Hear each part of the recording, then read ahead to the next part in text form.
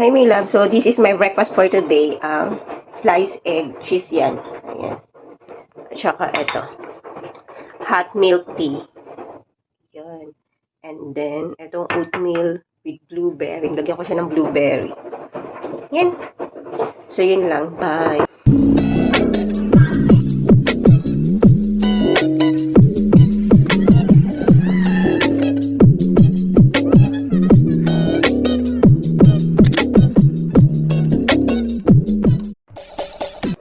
Hi, my love. So, this is my breakfast for today. Sliced egg, cheese yan. Ayan. Tsaka ito. Hot milk tea. Yan. And then, itong oatmeal with blueberry. Lagyan ko siya ng blueberry. Yan. So, yun lang. Bye.